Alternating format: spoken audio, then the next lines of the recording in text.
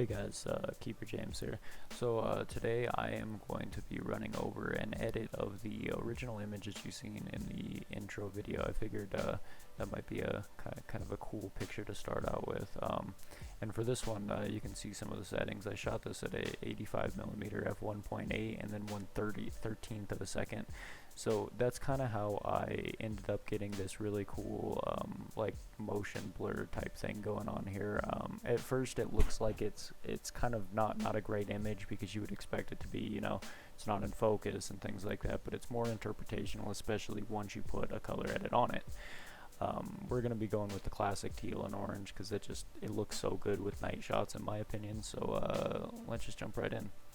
I always like to start with turning the exposure on these down a little bit more, just to really kind of drive that night shot point across. I like to turn the saturation down and the vibrance up a little bit more. Highlights, we can turn those up a bit. See, it kind of makes it like, it kind of makes all the lights at night shine just a little bit more. It's kind of more of a magical look. Like exposure is hard light and highlights are more of a magical look in my opinion. I always like to put a little bit of the texture tool on there, take the clarity down. We are editing in camera raw filter, so if you don't shoot in raw, you can still make these same adjustments just via the adjustments layer in main Photoshop, but I do urge you to shoot raw if you have the capability for it, as this is a Photoshop editing tutorial. So then from there, I'm going to go ahead and just go to the curves and add a few little points there, and there. And then take up the gray clipping just a little bit because I like having just like that nice, you know, moody look to the image, stuff like that. I've always been a fan of that. From there, I'm going to go ahead and jump down to the calibration right here. And this is really going to be what's going to play a lot of role in the colors of your image. If you go ahead and take the blue primary, you can see that we're already getting those nice teals, you know what I mean? If you take and put the blue primary hue to the left more, you're going to get that nice kind of like teal turquoise kind of look. And just don't be afraid to play with the saturation until you like it. The red primary, this is going to be another one that we're going to be able to do like pink and blue if you prefer that one. I don't really typically mess with that one as I like the orange and teal for shots like this. So what I normally do is take the tint shadow just a little bit to the magenta side, and from there we've got a nice baseline, so we can go ahead and click this to see what we've done. And as you can tell, it's already looking a whole lot better than just raw image.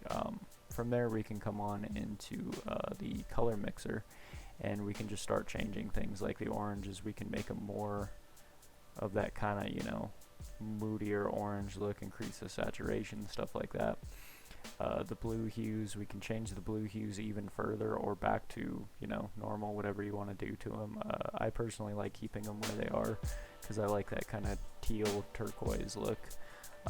And now the more you change it, the more drastic you can make this on the saturations. I personally just like to add a little bit of luminance onto it, and luminance basically is just the darkness or the brightness of that particular color. I like to have that blue real nice and blue, and then from there you can always take the temperature down a little bit more to either emphasize the blue more or up to emphasize the orange more. I like a good balance, so I keep it nice and just right in the middle. Color grading is another important one. If you are running an older version of Photoshop, these will be your split toning adjustments, if I remember right, and it's basically the same thing. You just don't have the mid-tones, I believe. I think it's just the shadows and the highlights. So just for that purpose, we'll play with just the shadows and the highlights. And this one, there again, you can change it drastically. And this one, I like to bring the shadows to a nice cooler type of look with the blues, something like that. Let's see what that looks like. See how that kind of adds like another little base layer of color going on there. And then for the highlights, I like to make those the warm, because that's what's really going to affect those little, see what I mean? We're going to take that into the orange, something like that. Turn that up just a little bit more, perfect. And let's go ahead and look at what that did. So yeah, it just adds just that little bit more of an edge to that color. Go back up here to the basic. I like to put a little bit more contrast on things like this, take down that exposure a little bit more maybe. Perfect. Just edit as you go and keep bouncing back on these. You're not going to do one size fits all everything for every image, so you might as well just play with it and have fun. I do want a little bit more moodiness in that image, so I'm going to go ahead and take this guy up a little bit more. These are typically your shadows, so you can take shadows and more contrast if you go down, and less contrast and more gray clipped if you go up. From there you can add other things in there too. If you just do the same basic points, you can see what everything does. Like these guys are more of your highlights. These guys are more your like mid-tones. So yeah, you can kind of make that a little bit more punchy. I actually really like that. We might keep that. And then these are also your shadows. So you can kind of play with those to your benefit. I personally like it just like that. And that's how much of a difference that it makes. I mean, you can add a whole bunch of different things to this image. Let's go ahead and see what the green is going to do. A lot of editing is really just playing with everything and seeing what you can come up with. If you ever make a mistake and you don't know how to get back, Control Z will undo everything in all of the Adobe programs. Yeah, I don't like that. I don't typically like that either. Alright, we'll leave those alone. So this one might be a little bit better as well, because now we're playing with the orange and the blues of the image. That one doesn't matter too much. That's alright. That's kind of like that nice like flare off to the side. That's cool. Yeah, I don't typically like that. Let's see if we can add some blue clip. Ooh, that's nice too. So now all together, that's what it did to the effect of the image. And this is kind of how your Instagram artists do that more moody, kind of crushed down look that I don't know if a lot of people are still doing that anymore, but personally I've always loved this style, so I always stick with something like this. And then from there, like I said, you can still play with other things too. You can go more on those spectrums, the warmer, cooler, or the green to magenta. Oh, that's really nice actually. I kind of like it a little bit warmer. Let's do that. It's not, we're actually getting a bit of a different one from even the intro, but hey, that's fine. And then of course increasing or decreasing the saturation and the vibrance will also do things if you like that kind of crispier look to it, things like that. I like it a little bit in between. Details, you can do things like this. If you have noise in your image, like from the longer exposures or turning your ISOs up a little bit more. See, I was at ISO 800, and that's kind of the point where I like to push my camera to where I don't get too much grain. Unless you like grain, we can always add that in as well. But if you don't like the grain, you can go over here to the noise reduction and see how that really just kind of takes everything away from that. Yeah, it just kind of takes all that kind of rough grain out of there, and then you can turn your sharpness back up. The color noise, that will do the same thing, but for colors, so like up here.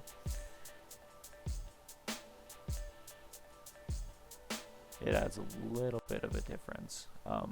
I personally like a little bit of grain in my images, so I purposely add some more in there. And it's actually kind of a look if you smooth it out and then turn the grain up, because then everything's one nice uniformed look to it. And you won't really notice the grain too much unless you turn it like super high up, and I'm sure everybody's seen images like this before where they're just super blown out and super grainy, and I actually really like those for city shots like that. So this is looking pretty cool. We can also do something else cool to make it kind of look like a maybe an old film look, like burnt film. If you go to the graduated filter and we're going to take the benefit of already having this line right here, because I think it was the reflection from a window if I remember right. And if we just put it on the side like that, and then we use this guy here, we can actually see how we can change that a little bit. It changes the colors of those side images. So if you stick with something like a more burnt look like that, and then you turn that saturation up a little bit more, you turn, you know, the exposure up,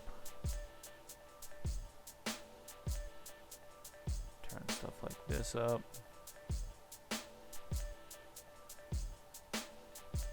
Brighten or darken it, and you can always add more temperature on there. A little bit more contrast. A little bit more brightness. Does that do that? Doesn't do much of anything right there. So that looks pretty cool. So you can throw that in there and have it look a little bit more like crispy film, something like that, you know, and you can always go back and add more or less. You can add it over the whole image if you want, and then still have this like hard line.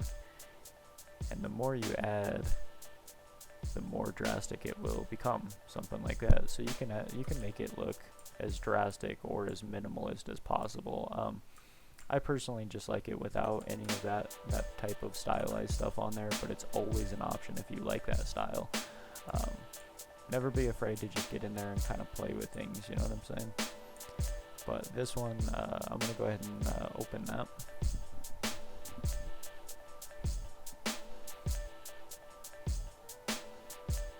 And then I always like to make sure that I shot everything completely straight. Now my camera that I use a Sony A7R, and I think I used it for this shot, was on the Sony A7R, and they pretty much have built-in levels which make shooting really nice. If you don't have that benefit, you can still do it. If you go into the crop tool, you can go ahead and crop a little bit, and as soon as you go to move it, you'll see that a little grid pops up.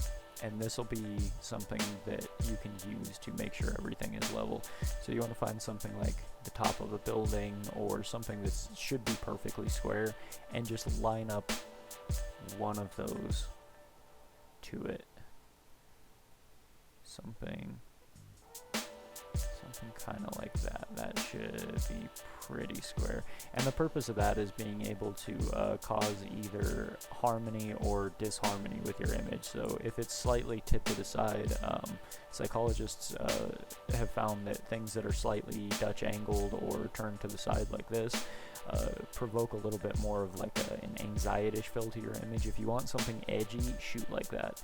But if you want to promote like harmony, things like that in your image, something that's just generally good to look at, shoot as straight as possible and as symmetrical as possible. That just kind of brings a level of ease to the viewer, stuff like that, you know what I mean? But let's go ahead and take a look at the there's the before, and there's our after. So that's how I really get kind of moodier images like this. That's how I color edit. Coloring is probably over 90% of your image, in my opinion. Learn your color theories, learn your color harmonies, things like that. What go good together, what doesn't go good together, and you can make things either super suggestive with colors or really low-key with your colors. That all just depends on what type of feel you're shooting for. This is the image that I like. I like this kind of stuff for night shooting. I like the cool little, you know, long exposure type shots and things like that. So thanks for joining me, and I'll see you next